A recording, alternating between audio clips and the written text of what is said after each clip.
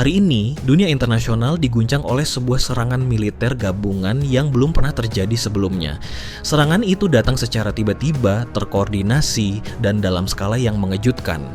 Dalam hitungan jam, sebagian besar kekuatan strategis militer Israel lumpuh. Sebuah aliansi tak terduga melibatkan Iran, Hamas, Qatar, dan Yaman melancarkan operasi besar-besaran sejak dini hari. Hasilnya, diduga puluhan tentara Israel tewas, ratusan lainnya terluka, dan infrastruktur vital yang selama ini dianggap kebal kini hancur berantakan. Peristiwa ini dengan cepat disebut para analis sebagai kejutan strategis abad ke-21.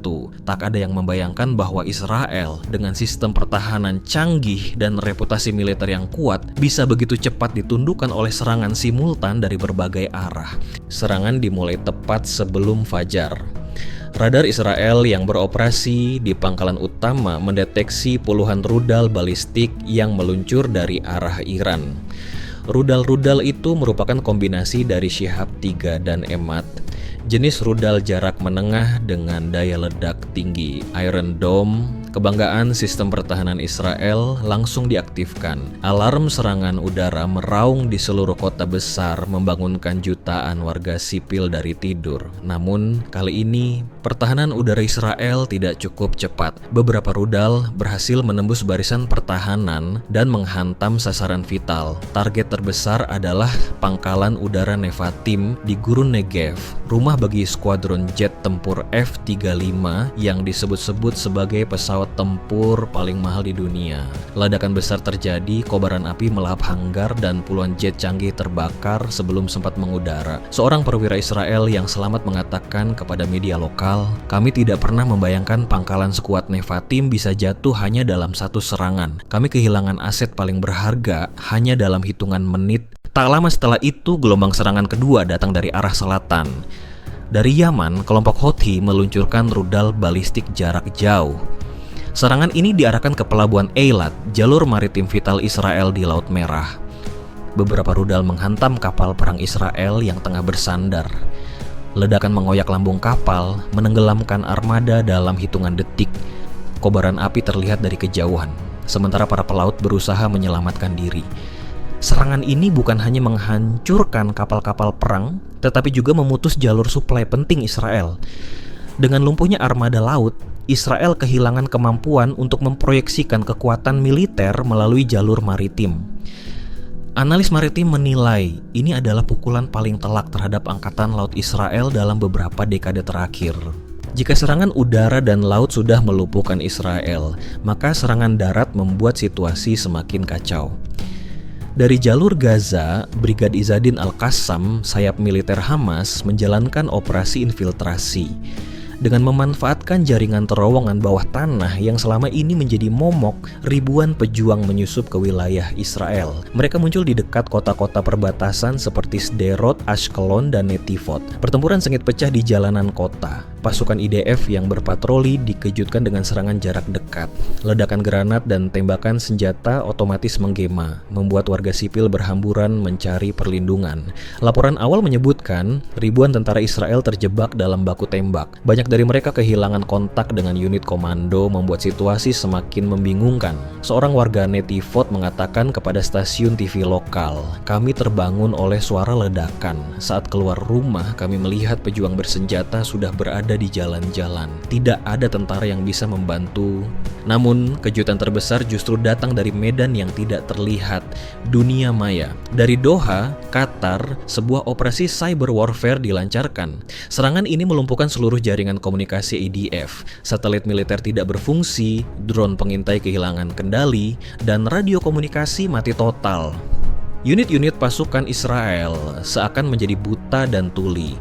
Mereka tidak bisa mengirim atau menerima perintah, tidak tahu posisi kawan, dan tidak tahu bagaimana harus merespons serangan darat. Pakar keamanan siber Israel, Dr. Eli Cohen, mengatakan ini bukan serangan biasa. Ini operasi tingkat negara dirancang untuk melumpuhkan rantai komando dari atas ke bawah. Mereka tahu persis titik mana yang harus dipukul.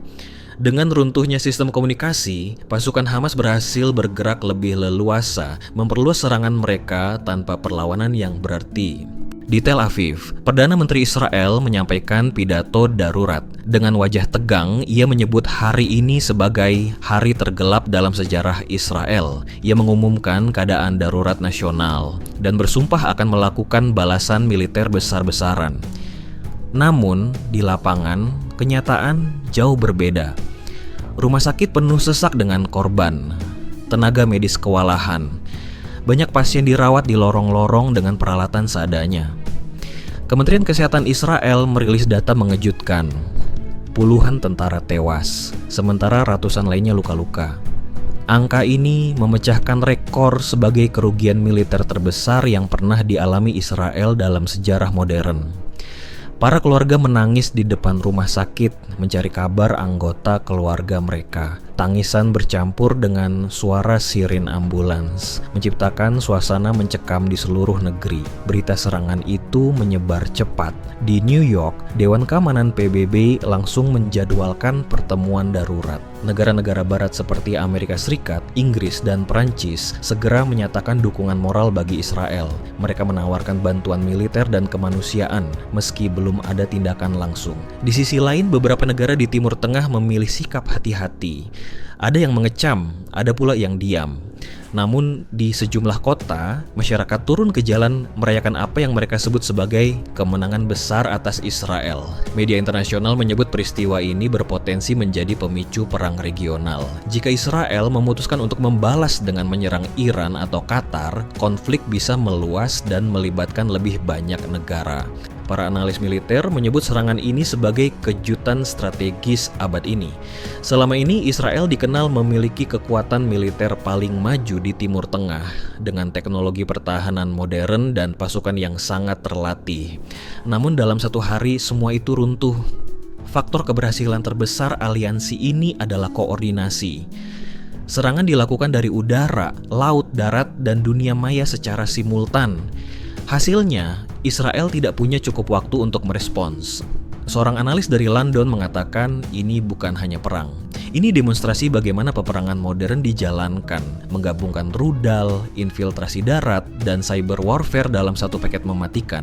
Kini pertanyaan terbesar adalah, apa langkah balasan Israel? Jika mereka memilih menyerang balik Iran, maka risiko pecahnya perang besar di kawasan tidak terelakkan. Negara-negara seperti Arab Saudi, Mesir, atau bahkan Turki bisa terseret. Selain itu, Amerika Serikat sebagai sekutu utama Israel juga mendapat tekanan besar. Jika mereka turun tangan secara langsung, maka perang bisa meluas menjadi konflik global. Pasar dunia pun bereaksi. Harga minyak melonjak tajam, saham-saham anjlok, dan ketidakpastian ekonomi membayangi. Dunia menyadari apa yang terjadi hari ini di Timur Tengah bukan hanya tragedi regional, tapi juga ancaman global. Hari ini tercatat sebagai salah satu titik balik paling dramatis dalam sejarah Timur Tengah. Serangan gabungan yang melibatkan Iran, Hamas, Qatar, dan Yaman berhasil melumpuhkan Israel hanya dalam waktu beberapa jam. Puluhan tentara tewas, pangkalan udara hancur, armada laut karam, dan komunikasi militer lumpuh. Dunia terbelah antara kecaman dan dukungan, sementara bayangan perang regional semakin nyata.